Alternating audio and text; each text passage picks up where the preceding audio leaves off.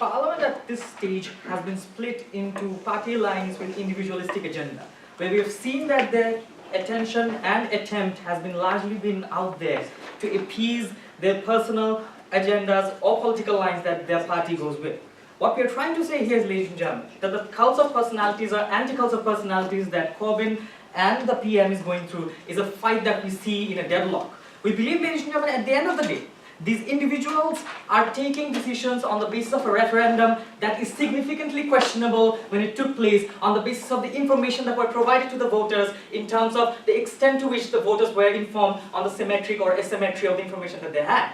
What do we mean? We think, ladies and gentlemen, the referendum is fantastic. However, ladies and gentlemen, if the efficacy and the effectiveness of referendum is in question, you can have a few of them. What do I mean? The fact that Scottish referendum has taken a few times is a sort of precedence which we see in history, which tells us that just because a referendum has taken place doesn't mean you stick to it and say, oh, the answer has been closed for near future or cannot be answered anymore. Or the fact that if you look at the timeline of Scottish referendum, there has been a few cases where consecutively 2 referendum has taken place within a span of a few years.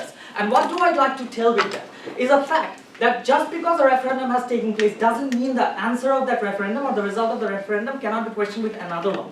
Henceforth, that precedent exists in history. But secondly, what do we see?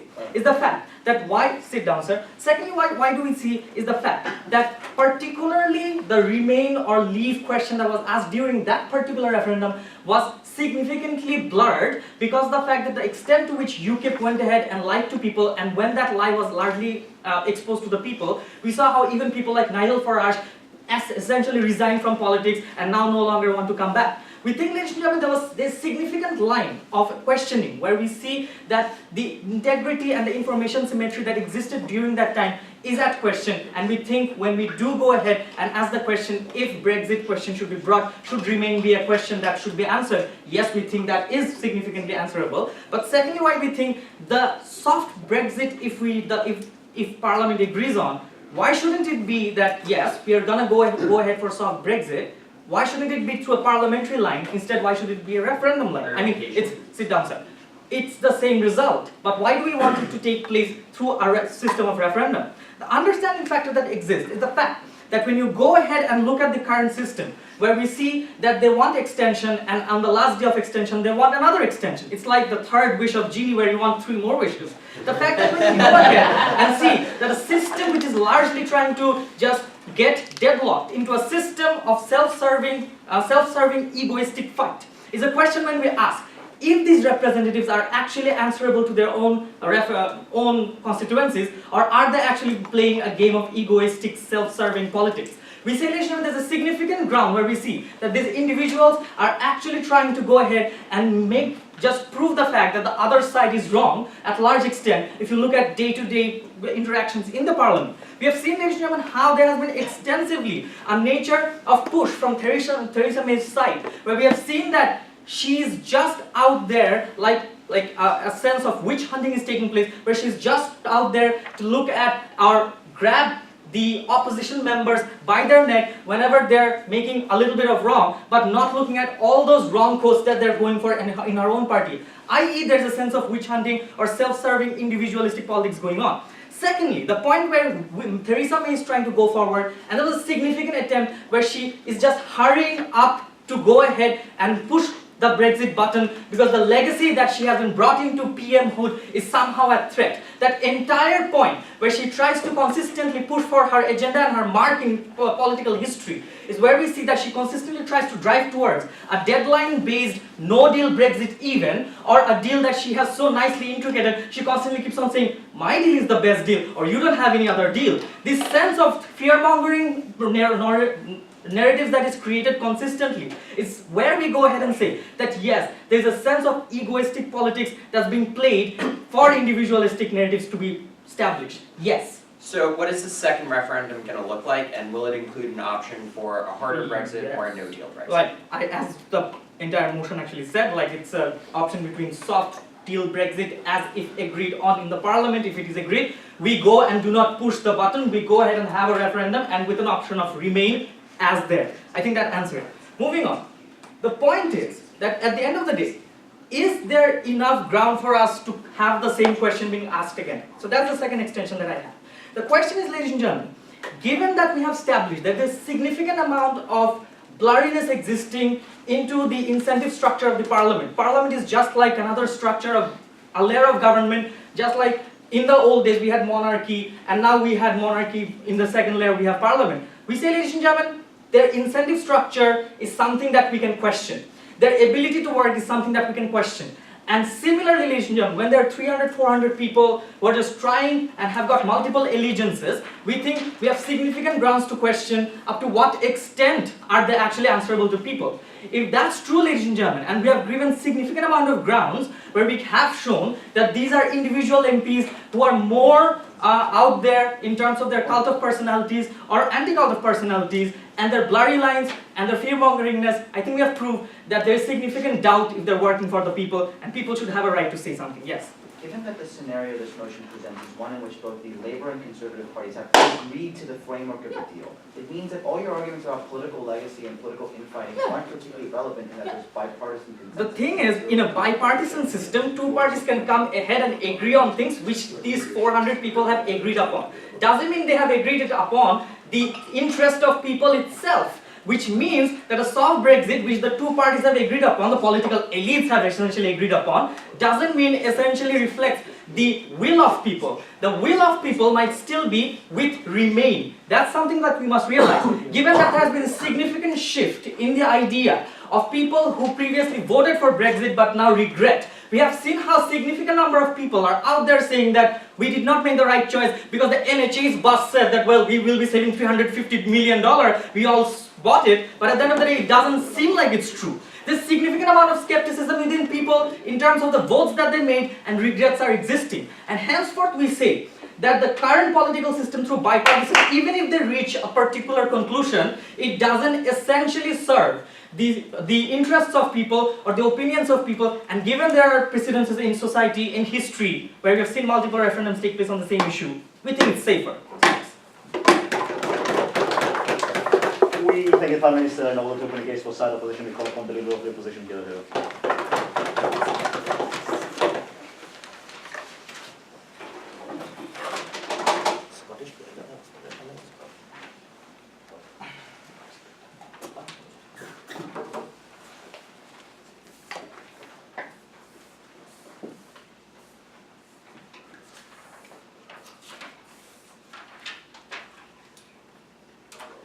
Are you good to go?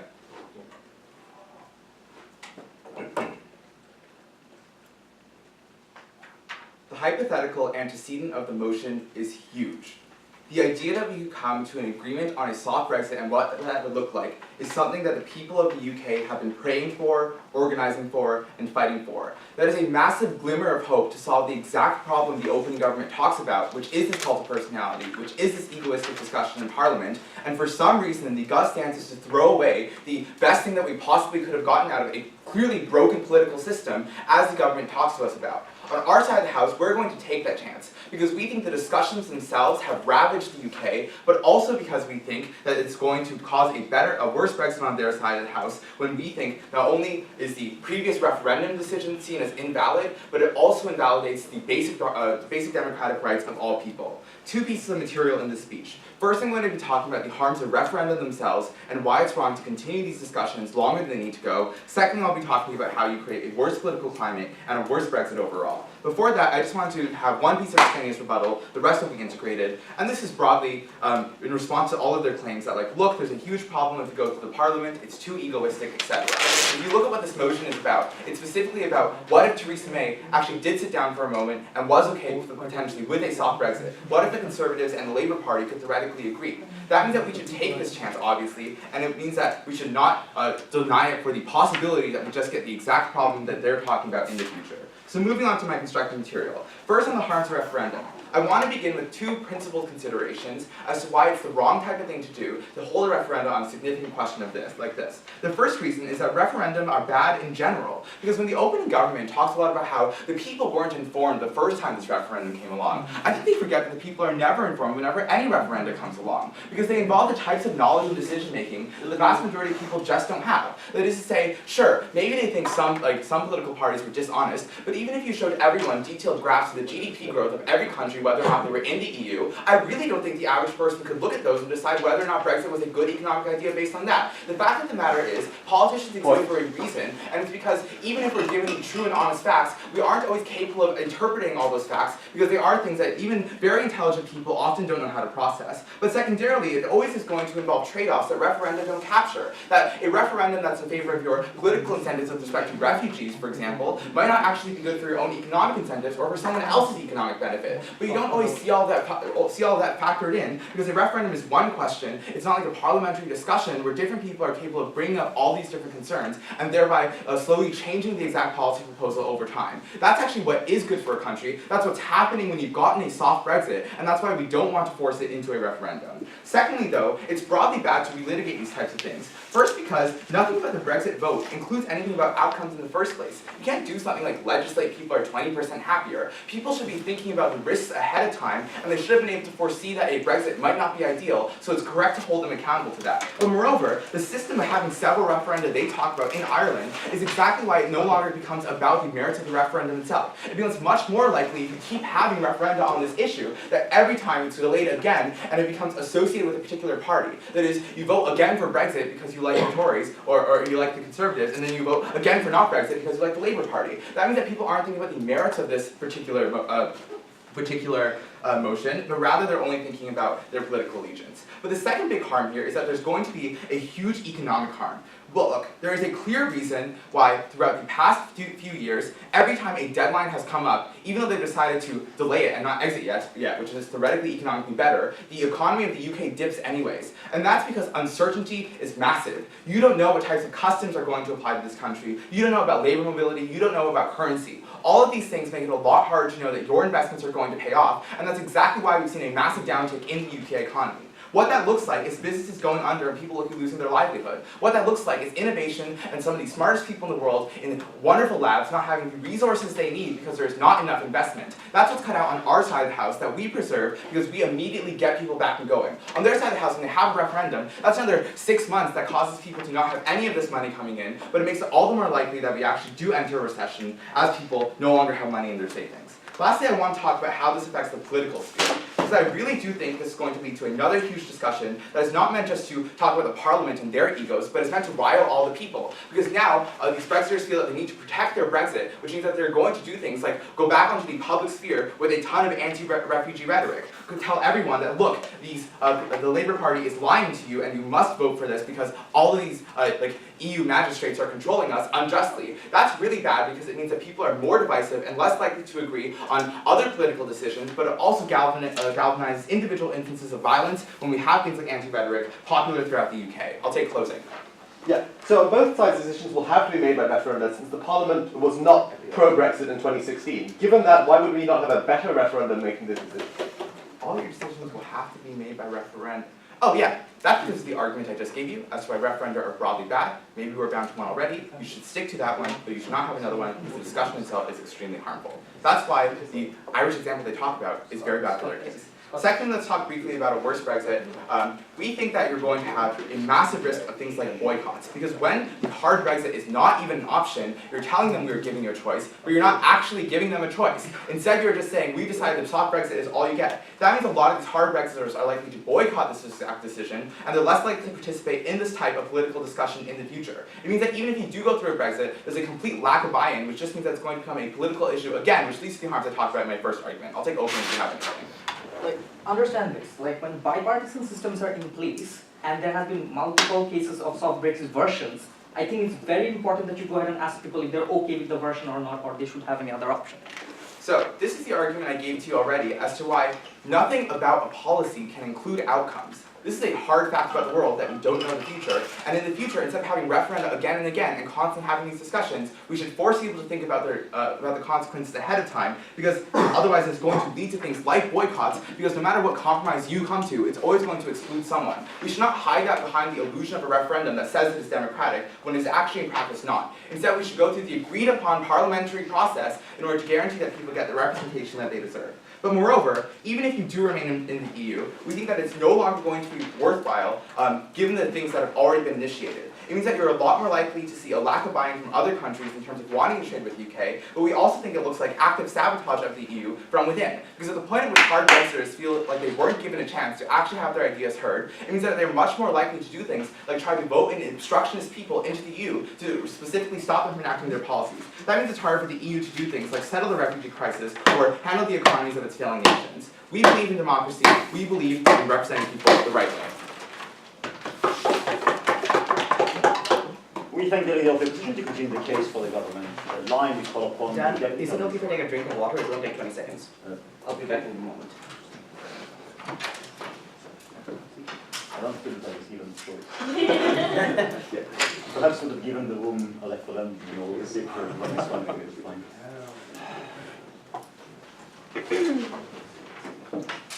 See, Such bad jokes from panel B. Panel A wants to take over the narration. No, but- absolutely not. Battle war, I'm happy to let you continue to flounder, my We should friend. have a referendum on this. Yeah.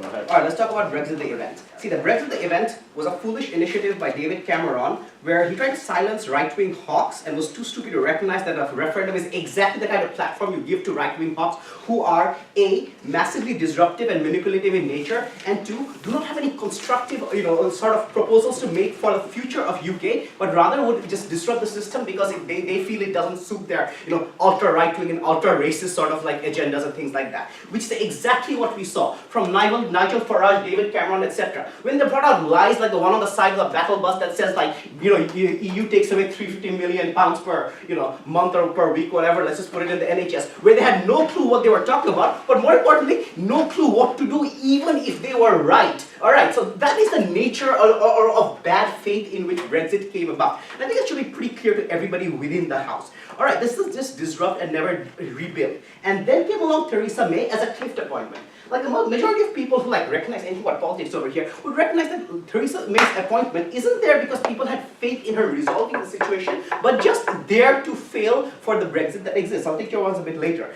Understand that she was given a job that she was never supposed to handle well, but her own conduct has seemed to be very disingenuous and very autocratic over here.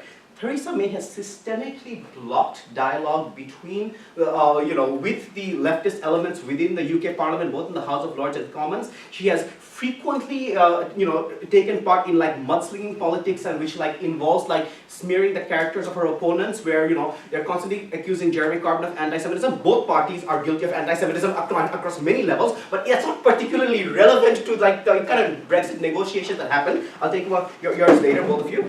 Understand that Theresa May here herself has essentially very frequently blocked input within the Brexit deal from many parts of society and many parts of the political spectrum, and she's always come back to saying that, well, our deal is the only alternative there is because nobody else is bothering to put in input. That is the kind of disingenuous, bad faith politics that we have seen from the Conservatives, particularly from Theresa May's government, etc., and that really can't be overseen here. Alright, understand that the claim here is that we are not looking to pull a glimmer of hope from a broken political system where everybody hates each other, and even when they agree with each other, it's agreements based more on a mutual alignment of narrow agendas as opposed to a broader sort of commitment to the people of the UK, especially the people of the UK who are most vulnerable. We would rather reset the broken system to a point which was much better to it, which is to say, we should at least attempt to reset the point to a sort of pre-Brexit or pre-referendum situation. Understand this. It's far more likely for this referendum to prefer to remain as the alternative than it is to select the soft Brexit deal. However, we recognize that none of these things have a future set in stone. However, what we believe is that this referendum is going to be much better. Just like people learn from their mistakes, entire populations can learn from their mistakes. Understand this. The people of UK are less susceptible to lies like the one on the side of the battle bus and lies of people like Nigel Farage and etc. because they've heard them before and they're highlighted before. Right now, immediately post-Brexit, they were caught out a lot of these lies, and a lot of those erstwhile people who had voted Brexit expressed regret because they expressed that they had actually bought those lies. Those are the lessons that they would take forward to the new referendum that's particularly important. I'll take Laura, please.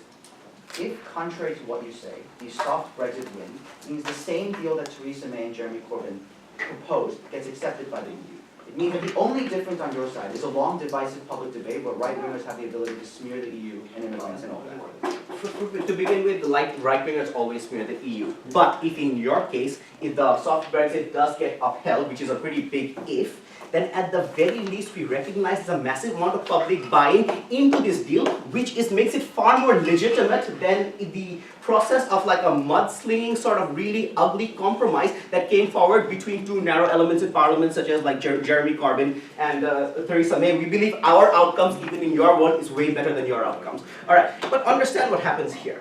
This question of being less susceptible to lies, that's far more likely, especially given the narrow time frame and the intense amount of scrutiny that has existed since then, to like call out all the BS that's ever going to happen within this referendum, which also involves calling out a lot of the more right-wing, disruptive, unhelpful racist rhetoric as to how it's not particularly helpful towards, forming a future Brexit deal, and that's important. But then there's a comparison of uncertainty and certainty. Come on, for begin with, there's uncertainty under both these. I would argue there's significantly greater uncertainty in UK leaving the EU altogether, just like the amount of uncertainty that occurred when the Brexit was initially announced, when the Brexit is actually enacted, that exact same harm to the market would be multiplied greater. Under all circumstances, a UK that is part of a EU leads to a greater certainty, more trade deals, more trade rights, etc., and greater funding across the board than one which has left. Even in the case of like a soft Brexit that people have seen coming, there's going to be far more market shocks than if the referendum chose to remain. However, having said which, the referendum probably represents the ability to bring greater certainty to the market, both through remaining, but also through through legitimizing the decision to leave far and above beyond the parliamentary discussions that occur, and that's particularly important. Go on. The first 2 minutes of your speech about Theresa May show us that UK politicians are willing to obstruct political processes to get their way. What do those politicians do if they do stay in the UK, the EU, as you would like them to? They obey the will of the people. We recognize that Brexit gave them an opportunity to utilize the upcoming upheaval to post their own agendas. But if it is a remain sort of decision, then they are forced to go back to the status quo that exists. The question that they brought about return to racist rhetoric. Come on, racists are racist. Keeping them under the cover doesn't really help. I would rather have them out and being continuously broken down when it comes to like a referendum and the debates that go on the referendum than staying under covers. But as far as boycotting goes, you can't boycott the decision of people. Remainers cannot boycott the decision of Brexit to begin with. People who wanted Scotland to break off can't really boycott the decision of Scotland to remain part of UK. The point here is that even if they choose to disengage, the elements that are disengaging are often the most ugliest elements within the spectrum, and they are okay with that. But more importantly, even if they disengage, the process will continue onwards, and you will continue to have to enforce the remaining or the soft Brexit, and that's particularly good. We're very proud to propose.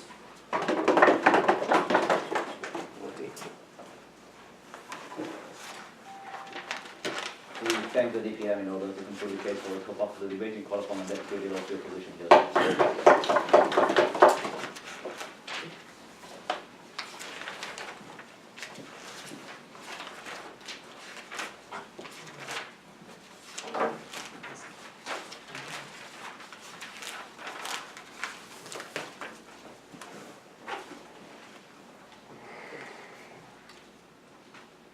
What this debate is missing, and I'd love to hear from closing government, is a clear comparative of what they want to happen instead and the end state of affairs they're aiming towards. On opening opposition, we've been clear.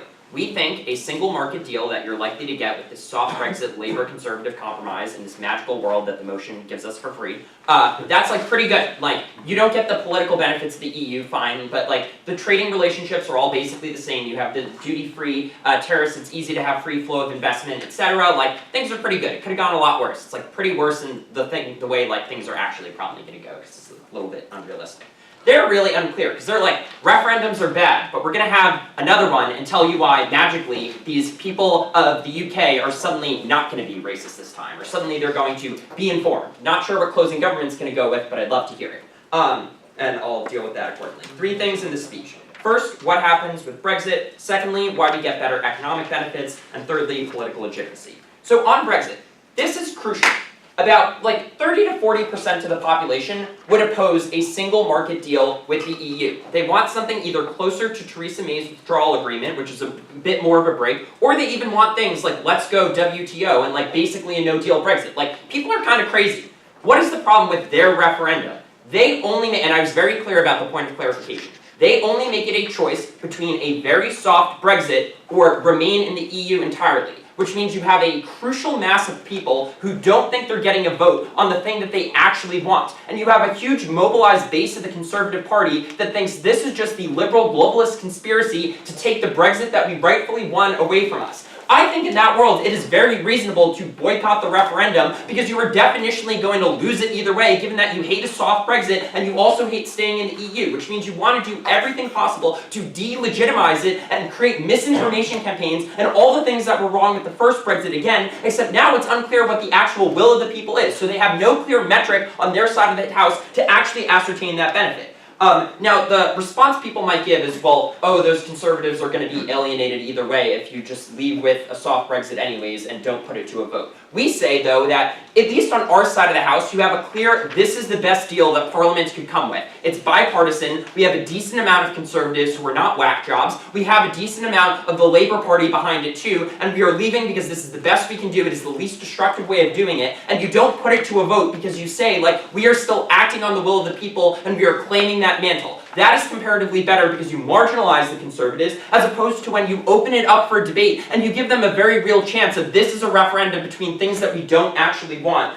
so you lose that stability. They say you can't boycott it anyways, but like you can't, you just don't participate in the election and say like it doesn't have enough turnout to be a valid judge of the popular will.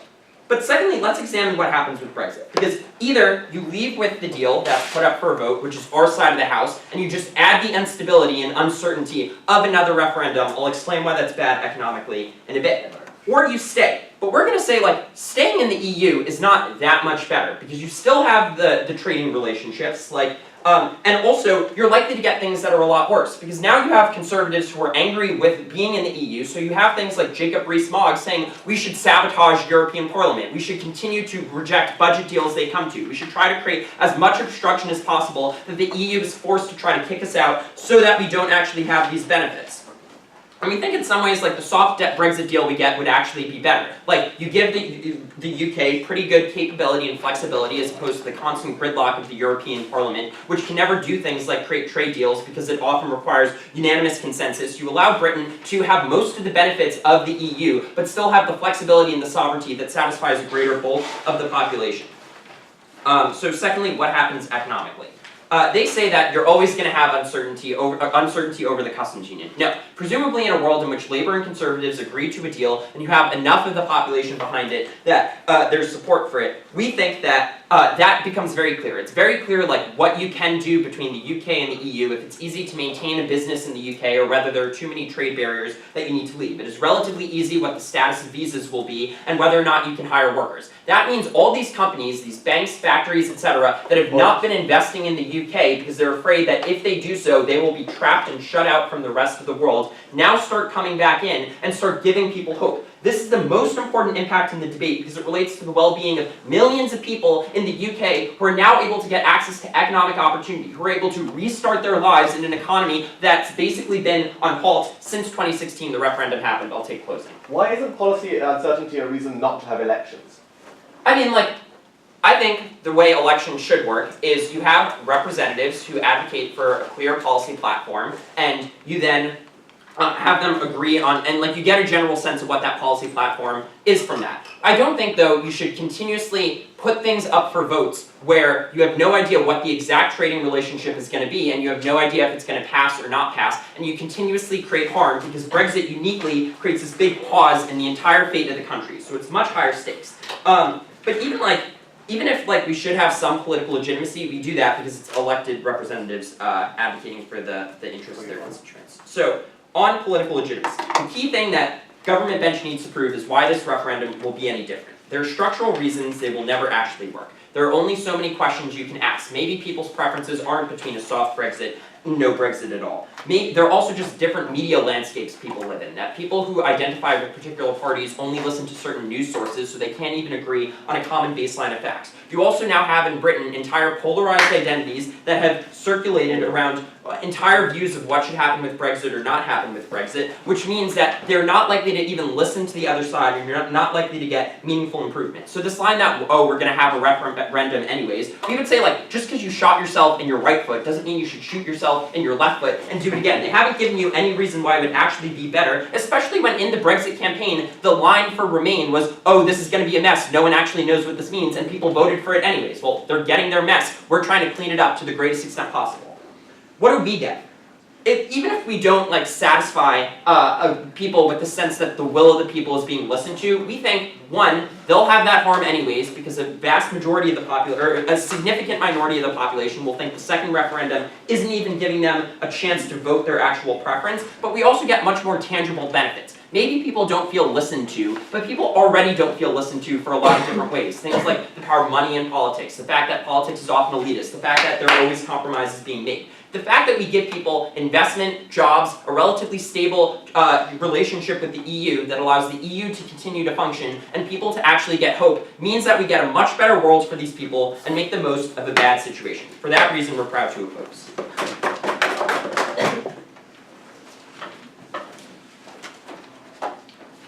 We take the lead of the opposition to start a case for the closing government, to call on the member of government.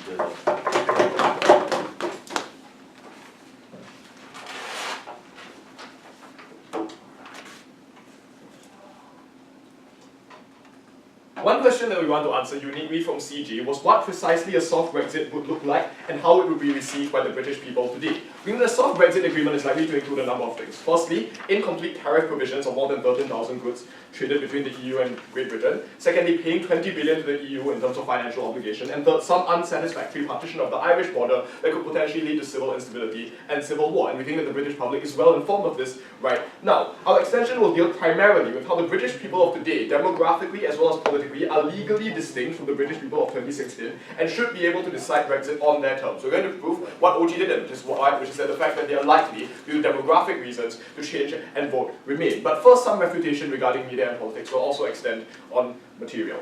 They said that referenda lead to financial uncertainty and this is harmful. Firstly, we point out that by definition, the financial harm of not being able to be certain of whether or not Britain will exit will always be smaller than if Britain actually exits, since firms are betting on the probability of British exit from the European Union. So we put to you that having a small probability of reversing the decision might actually be better on the comparative as opposed to a situation where firms are betting on this uncertainty. But secondly, we also point out that uncertainty and financial loss that results from it is a unique feature. It's not a unique feature of referenda, it is also a feature of democratic decision making, even to a far greater extent, because the motives of politicians are more impenetrable to corporations as opposed to voters, where you can, for example, do sample polling to decide the chance that a vote will turn a particular way. So it's not clear at all why democratic decision making resolves this uncertainty in a meaningful way. Then they said referenda are undemocratic because voters are ill-informed on a whole range of issues and they're not equipped to vote on them.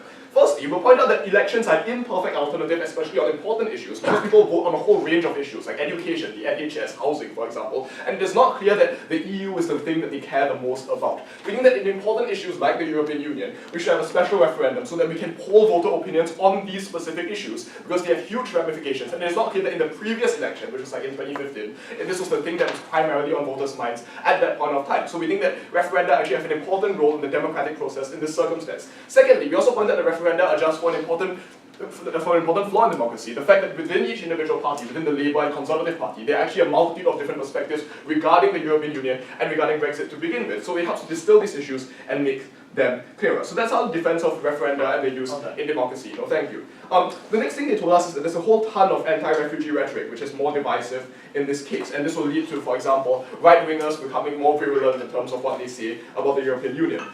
Sure, we think that this might happen, but the most divisive thing is if we can actually enact these divisive policies by exiting the EU. For example, if we can actually not accept any refugees at all because we are no longer bound by EU obligations on the protection of refugees. So we think that on the comparative, having rhetoric is slightly better than being able to enact the policies implied and intimated by this rhetoric. Secondly, moreover, even if this happens, many of the most virulent and consistent voices for Brexit and pro-Brexit policies, like Nigel Farage or Boris Johnson, have had their political careers discredited. There is no unified unified voice to the right that allows them to aggregate their views in such strong a way. And as a consequence of that, we don't necessarily think that this anti-refugee rhetoric will be as damaging as they paint it out to be. Yes, okay. So things like the Irish border are an issue because you're trying to separate the market without customs inspections and getting a hard Brexit. A soft Brexit, like a customs union, solves that problem. Basically, you get the economic status quo with political change. That's stability compared to Sure, but there will be events. uncertainty about immigration and other issues, and depending on where you position the Irish border. So it's not clear that we resolve all the issues just in the case of a soft Brexit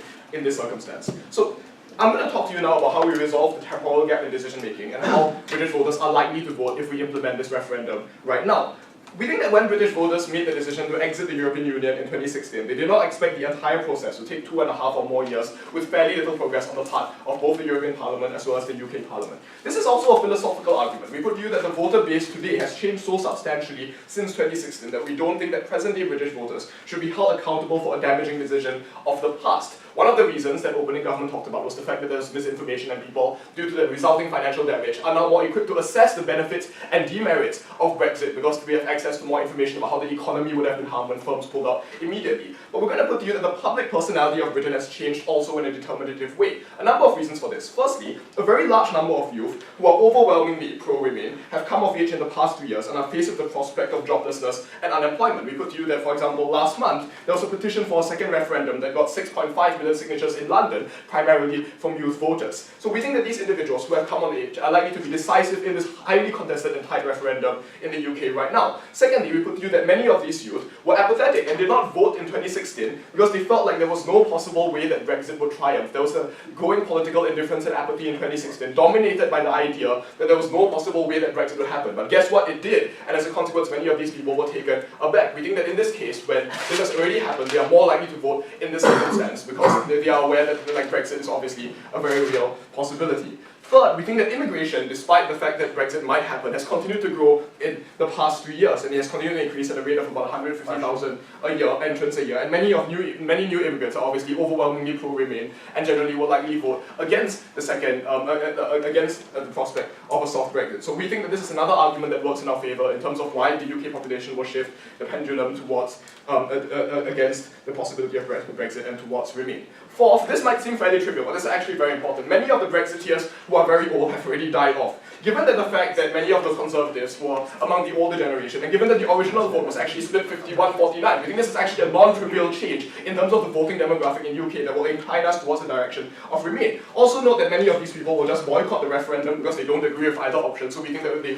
we'll actually cut out a significant number of them in terms of the number of individuals who will show up to vote for Remain or Leave. I'll take from closing. Just because May and Corbyn agree on a deal doesn't mean the EU will accept it. This is the beginning framework of negotiation, not the outcome. Yeah, sure, but if we approach the EU of the perspective that we want to remain, we think the EU has a lot to gain from Britain being inside. Like, for example, 1.5 million jobs or more in the European Union depend on British firms, so we think that they have a strong incentive to accept Remain if British voters choose to do it. We think that soft Brexit on the comparative is a lot more uncertain, which actually gives a greater reason for British voters to favour Remain above and beyond soft Brexit. So we think that there's a huge chance, there's a non-trivial chance that essentially we have a chance of reversing Brexit. On the comparative, the trade-off is if we ratify soft Brexit, nothing changes, and except like a transitional 3-month period of financial uncertainty. But the potential benefits are huge and have to be weighed up against the transitional cost of this. Moreover, the second area of benefit we want to bring to you is including more people in the Brexit conversation. We think this is the flip side of the argument about right-wing rhetoric. Essentially, we shift discussion from the minutiae of one Brexit alternative versus the other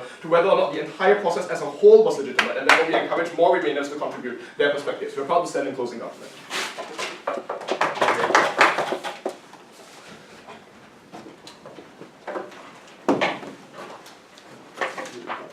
We thank the member of parliament in order to start the case for the closing conclusion and call upon the member of the opposition to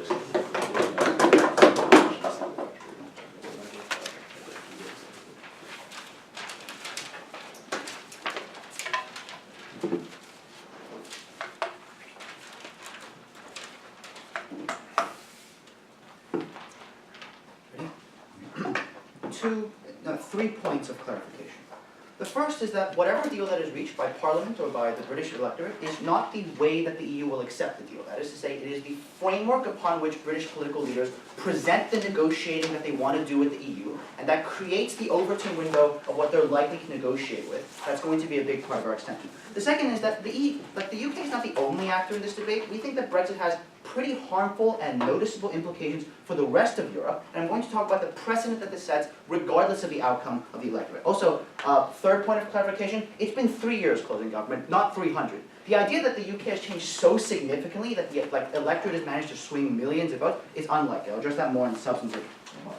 So first, just a general framing out of the closing gov argument on the role of representation in democracy, and I guess the opening government as well. First, we would say that there's a difference between procedural and substantive representation. That is to say that you can cast votes in an election infinite number of times, but that doesn't produce outcomes that are particularly good for people that they either support or just objectively good or bad for them, or for people around them. That's not particularly good representation. It's the difference between actually being represented and claiming to have the illusion of representation. But secondly, we would say that note that their principle applies ad infinitum. That is to say that any deal that is reached by the EU can be subject to referendum at any time. And note it's not just that this principle is inconsistent, it's that the prospect of such referendums, when you set the precedent, means worse negotiations with the EU. Secondly, on the idea that the UK has changed. First, on young voters. Yeah, they were always pro-Remain, and there were a lot of young voters in the UK. The idea that they'll suddenly mobilize is unlikely, given that the entirety of the closing gov case seems to be that, Brexit is so unpopular already, the same degree of complacency that caused Remain to have low turnout will likely have the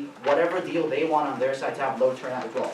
Secondly, immigrants, same case, but also realize that the number of immigrants in the last 3 years likely hasn't shifted that much, has changed the election. Also, immigrants who arrive in countries tend to be more anti-immigrant once they've arrived, because they don't want things like economic competition for the same type of job that they currently engage in. It's not like they become anti-immigrant racist, but they're technically more yeah. Also, the number of dead people hasn't changed that much, come on.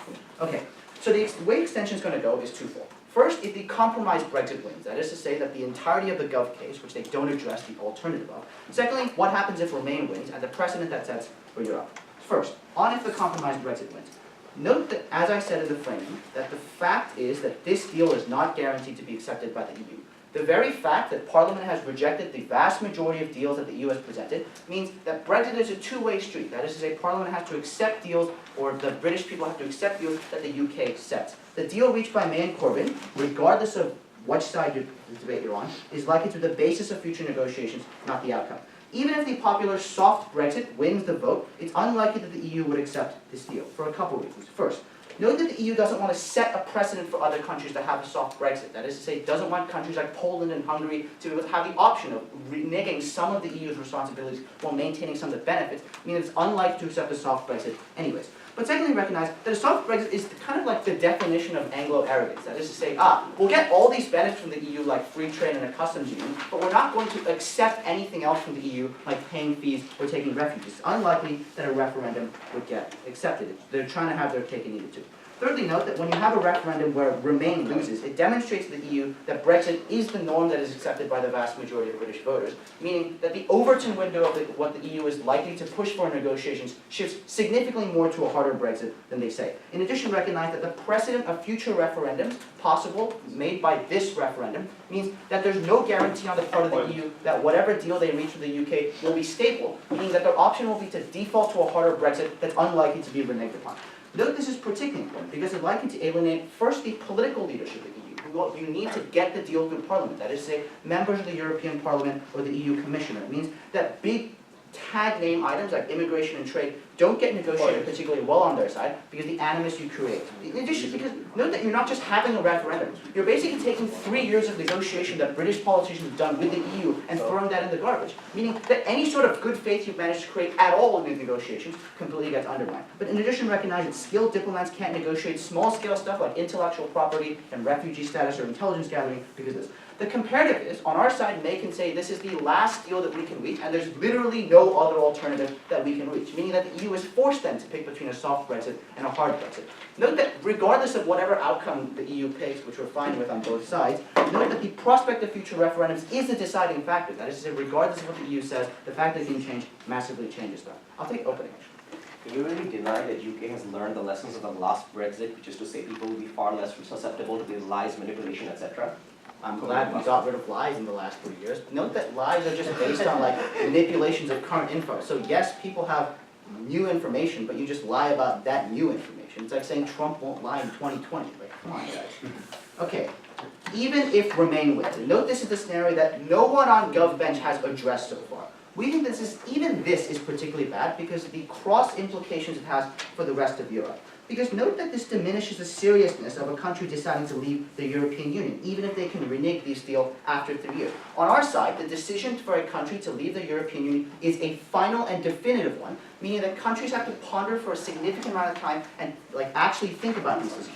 We think that on our side, this encourages significantly more brinksmanship and undermines the legitimacy of the EU. Here's why. Because Brexit serves as a model for the rest of Europe as to what relations between countries that are on the fence and may want to leave and the EU is. Because it's the first time this has ever happened. That's why things like Brexit and I think it was about Brexit were considered but never actually done.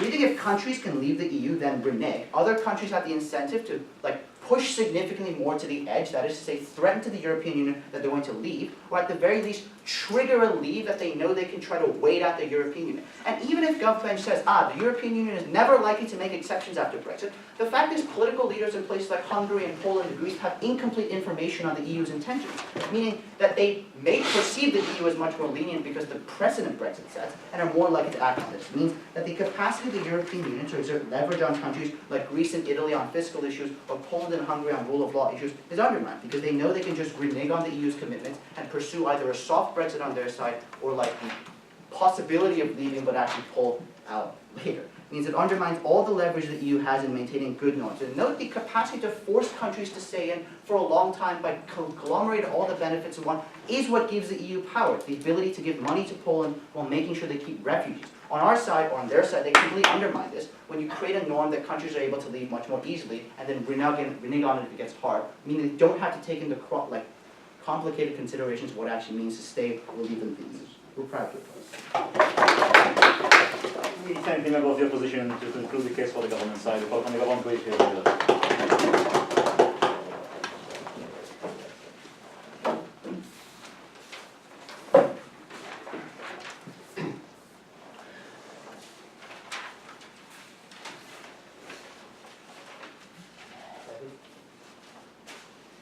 Two very important observations that we make in this debate. First, that because we know that the UK would not have left without this referendum, there is no question as to whether referenda in general are good or bad, but the question is whether the referendum that we have specifically deciding this issue is better or worse than the other referendum that may decide this issue. The second question then is whether which referendum is better. Even if the opening government, opening opposition claim about which referendum has more lies ends up being a wash, Arthur tells you that a specific demographic that is actually being deciding on this issue is radically different. Notice that 3 years is very close to the time that a demographic change is sufficient for us to call a new election. That is close to 4 years. And notice that we do not have stipulated within the motion that precisely at this point we have a deal, but it may be at some time in the future, given the need to negotiate and get past all of this gridlock. Given that, I think that we have the democratic principle on our side. First I'll respond to closing opposition, then I'll talk about referenda, then finally I'll talk about the results. On closing opposition, they say that the EU is not likely to accept a soft Brexit.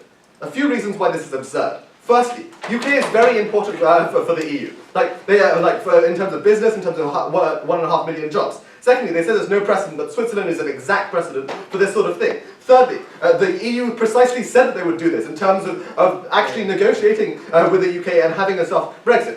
Fourthly, they make deals by going back and forth with the EU because May doesn't want to have a massive humiliation at the EU. But also, I'm not even sure if the motion saying current talks have resolved themselves even applies to the EU's, just the UK Parliament talks, or rather the UK talks with the EU. Finally, notice that the EU gave them an extension. The only reason they would give them an extension is because they want a deal to happen in the first place, rather than that they want them to crash out. Then, contingent upon these arguments, they say there's going to be very hard for other countries. It will change other countries' behavior with regards to other elections. Firstly, it's not clear a priori why giving Greece some sort of choice is necessarily a bad thing, given how much it's been screwed over by the EU. But secondly, notice that they do not have incomplete, they tautologically may have incomplete information, but I think they have quite a lot of information about this. Like Hungary knows that it's way less important by the UK because you can Google it on Wikipedia and see how many jobs the EU gets from the UK versus from Hungary, or how much money they have. Or they can go to the EU and the EU will say absolutely not. On referenda. Opening governments say that there's lots of lying and therefore it's worse. I'll take you in about a minute. Opening opposition say that referenda are generally bad. But I pointed out that there is going to be a referendum deciding this issue anyway. The question then is to which referendum is better. Opening opposition say things like relitigation is bad. Why? Because it's not about outcomes because you can never be omniscient. Yes, but you can make reasonable guesses. The important thing in this case is that nobody knew exactly what they were voting for in the first referendum because they were like, leave the EU. Whereas now you know the exact two conditions that you're deciding between. You have a clear alternative. Then they say there's uncertainty. Uncertainty is true of democracy as a whole, so we prove a democratic principle. That's more important. But also notice that the transitional impacts of uncertainty are only as important as the issue is important. Because it's only an uncertainty of an uncertainty of Brexit, for instance, must be better than a Brexit itself in terms of your expected value calculation. The response that it's much higher stakes than elections then implies that it's actually more important, given Arthur's principle that was unresponded to, in terms of how this is a very significant issue, in terms of, and therefore people need to be able to decide on it without the party and partisan lines on this. I'll take opening. Yeah, so if your highest goal is democratic representation of the people, how do you get that when you are presenting a vote with two options of which 35% of the population wants neither? So I think the question is, which side has more democratic representation given the major constraints that we have right now? I think it is better on a very significant issue to give 70% of the population a say, rather than to not give any of the population a say. Given that maybe 50% of the population now supports Remain, I think that we actually get this under our side of the house by giving them the option to actually vote on these issues, as opposed to not having an option at all. I think when we're talking about democracy, we know that democracy is imperfect and some people will not get what they want. The question is, which is a more democratic system and more accountable? Why do we have a better referendum? This is the crux of Arthur's extension, insufficiently responded to. Firstly, because of young people, who are getting old enough to vote now. There's a really significant effect, given that the Brexit margin was actually relatively small in terms of a few 100,000 people. We think that if we have 100,000 more young people a year, then this actually changes. Secondly, people may reverse their positions or realize different things. Thirdly, there's immigration in terms of people getting passports, and fourthly, there's very old Brexiteers who are dying off. Notice that 6.5 million people signed a petition to try and stop it. And notice when they say that young people are not all organised and mobilised, there were millions of people in London last week actually protesting about Brexit. Notice that there was also a controversy in the UK in January about an article that claimed this exact fact was true. That is that this proportion had reversed. And I think that's possibly true. But also notice that they passed the deadline and this took longer than expected. So even if our democratic claim as to what is likely to happen is not true, we think that by analogy to elections, people still deserve the opportunity to make a decision again. The Deputy Leader of Opposition claims that this vote will be polarised. This is true of the first vote too. We think that in deciding whether to follow the results of a polarised referendum or a second polarised referendum, we should go with the more recent one that actually reflects the will of the people. This is true of elections too, for instance. We think that because the 2016 and 2020 election were both polarised, we should still follow the 2020 election. We should still have it because people still have the right to decide. Closing opposition gives some other responses. That immigrants are anti help. Notice that immigrants tend to have more empathy, but if they're deciding on the basis of economic incentives, I think it's very obviously true for them that it would be good for them to be part of the EU. But also notice that they generally care a lot about people who are from the country that they came from. But also notice that these claims are also true of elections. We think that after a time scale like this, people still should be able to decide. What are the results of this policy? Have people bagged? Oh, sorry. Okay, what are the results of this policy? Opening opposition say that it's divisive. Notice that the divisive is only bad in as much as it actually practically impacts people. Most immigrants and most refugees tend up to come in places like London, which are much more pro-EU than anti-EU, so we don't think we get many of those impacts of division. But secondly, notice that divisiveness is less important than practical stuff. Then, for instance, I think the immigrants are able to accept a certain degree of racism by revealed preference because they want the economic opportunities and like the access to the services that the UK can provide. Or divisiveness is less important than actually having economic integration with the UK in the first place. And they say they will sabotage the EU. I think if conservatives could do this, they would be doing it already. Notice that extreme conservatives have never had enough people to sabotage the EU because the UK is small in the UK Parliament, and because Nigel Farage and the UK have never had any more than like a couple of seats at the most. That is not enough to sabotage the EU in any material way. Because we, on this side, closing government, support the democratic principle, I'm proud to propose. Before we think we have on to in order to conclude the opposition venture, we wait for the whole report from the opposition group here.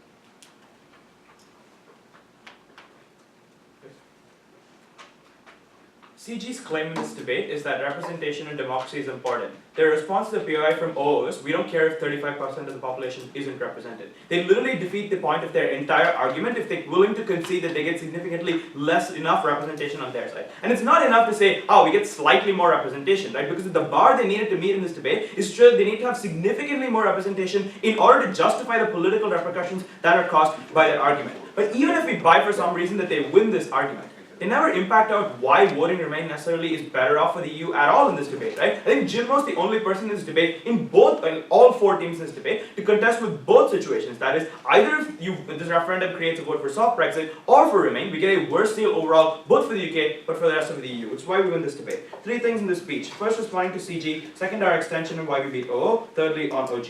On CG. The first thing to point out as a point of framing is that even if they're completely correct with their extension, it doesn't deal with our extension because we deal with both cases. All their extension at the end proves is maybe we won't Remain. We still show that why that's harmful, so they haven't gone beyond us even if they're correct in their extension. But why aren't they correct about their extension? A couple of things. The first thing they say, the first thing is Jinmo's response, which is to say that all of their reasons about things like demographic changes are true ad infinitum. That is, say every 3 years, as long as these negotiations keep happening, we should have more and more referenda, right? That literally means we'll never reach a conclusion on their point of the House as to what particular demographic is correct about this decision, right? They never explain why the second referendum is necessarily the best one as opposed to the third referendum or the fourth referendum. And this is not just a principal concession, this means you never reach consensus on their side of the House about what the UK wants to do, because all politicians on the right can say, this referendum wasn't representative for these reasons. We get more information from the left on these particular reasons, which means you should have another referendum that represents people, right? You get more political division as long as you accept the premise that the current referendum or the previous referendum wasn't representative of the people. That's the important link that Jinmo provides. But then, the second thing is the response of POI, which is they aren't even principally consistent on representation because they're not providing an option that 35% of the population wanted before, right? So even if they are correct that we should care about representation, they don't provide that on their side of the House. So they lose this debate on principle even so. But then let's talk about the arguments they give in terms of a couple of things. They say there are demographic changes that happen which are good. I'm going to suggest on their side of the House there are other political changes that often reverse the kind of change they want to talk about. What does this mean? The current political situation we're in, given that both parties have agreed on a deal, means that the moderates in both parties are likely to be the ones deciding, or at the head of the party making these decisions because they've agreed on a deal. On their side, you allow the most extreme people within the Conservative Party to rise up at the event of a referendum because they're going to have incredibly vociferous campaigns for things like we shouldn't agree with this referendum. This referendum isn't representative of the people, which means the voices that have right now been silenced within the Conservative Party have risen up once again, and you get more political backlash. So it's not enough for them to say the demographics have changed, the political realities have also changed on their side of the House. But also recognize they can pin a lot of the harms that have happened on the UK in the last 2 years on the EU, right? They can say things like the EU was unfair to us. They've given us an unrepresentative and unrealistic deadline. They've made incredibly harsh deals and haven't negotiated in good faith. There are plenty of things that politicians can say to people within the UK to suggest that it's the fault of the EU these things have happened and therefore we should leave regardless. The point of this is not to say that the election is going going to be swayed away from Remain is just to cast enough doubt on their extension as to they haven't sufficiently proven that you in fact get a Remain. But let's talk about our extension, which is a couple of things. So the first I want to deal with is a couple of clarifications. They say, so the first clarification is we're not saying the EU will not accept a soft Brexit deal ever. We're saying they won't accept their soft Brexit deal for a couple of reasons. The first reason is that the UK has already put a precedent on their side of the house that there is no certainty in the deal they're presenting. That is to say, the UK has explicitly now said to the EU that we're going to present to you a deal, but that deal is not certain because we can go back again and have another referendum in a couple of years that will renege on all of the negotiations that we've had. You lose any sort of faith that exists with the EU, which means they're unlikely to accept this referendum on their side, as opposed to on our side. We're very clearly saying this is the best deal that we can come up with. We should agree on this deal, and it's the final deal that we're going to offer. But the second thing that's important is the UK loses all leverage with the EU, right? Because like on their, what happens on their side of the house if you vote for a soft, if the referendum votes for a soft Brexit, is that it's quite clear after 2 referendums that the UK is unwilling to remain within the EU. Insofar as it's clear to the EU that that is the case, they're much more likely to negotiate in harsher terms with the UK, given it's very clear that the UK is going to leave, which means you get worse terms on their side of the house. There's a like flippant response from CG, which is like, maybe we assume that the EU also agrees with this deal. The info side literally says that's a negotiation between the Conservative Party and the Labour Party, not with the EU. So they can't based on the info side, clearly this is about when those 2 parties have aligned, not with the EU, right? Jinmo's like framing of this is the start of negotiations, or at least an intermediary in negotiations with the EU, is just correct in this debate. I'll take opening. Yeah. So whether it's a soft Brexit or it's a Remain thing, the hardliners are not going to be happy anyways. Quite frankly, why are we so bothered about the people who've caused most of the damage so far anyways? Let's just forget the boycotting. Yes, because you give them more of a voice. You allow them 6 months in which to campaign for the kind of rhetoric that they want. You give them, in a particular political reality that I've just pointed out is one where they've been silenced, you've managed to bring them up again. But the second thing that, and the reason why the soft Brexit analysis that Jinmo gives is important, it goes well beyond OO's analysis, right? Because OO says we get the same deal with more political uncertainty. We tell you get a worse deal. You get worse reality for the people of the UK, which just goes beyond their impacts. So let's talk about the second thing, which opening up doesn't do, which is what happens if you get a Remain deal. Jinmo says a couple of things. The first thing is that you set a precedent for EU countries that you can now have referenda in your countries, because of the fact that you can always renege on it and like remain later on if your people decide 3 years down the line that it's not true, right? Which means you get more buy-in in every other country in the EU for having referenda for leaving. You change the Overton window in a way in which suggests that people are more willing to accept referenda as things that are acceptable because you can always renege on that deal later on. The response we get from CG is, it's okay if Greece gets more representation. This is absurd, right? Because Greece is literally at a worse point than the UK was pre-Brexit referendum. They're in a significantly worse point in terms of misinformation, in terms of the political situation as the response to the EU. So if their argument is that the UK was unrepresentative before Brexit, we would argue so is Greece. Right now, you're more likely to have them have a referendum, which is worse for all of the EU. This again goes beyond opening opposition, because if we take the best case on op, which is say they're on Gov, which is correct, they are correct to some extent that you get a Remain, we still explain why that's incredibly problematic and recognize that neither Gov teams makes even an attempt to explain why Remain is good for the UK or for the rest of the EU. We're the only team to explain why it's bad. Lastly, on OG, one important thing I want to point out, they say referendum is important for buy-in. The problem here is the thing that I mentioned earlier, which is you set the precedent that referenda aren't representative of the will of the people when you're willing to have another referendum, which means you will never get any buy-in from referendum, especially if you don't have multiple options, which means a large percent of the population don't feel represented in the first place. So you not only get no buy-in, you get worse buy-in on the political system, because you have you're basing your election or your result on a referendum which you've already categorically agreed is one that doesn't represent the will of the people. Look, we're the only team to explain why, regardless of the outcome of the referendum, it's terrible. We're very proud to oppose. Thank you all. Go outside.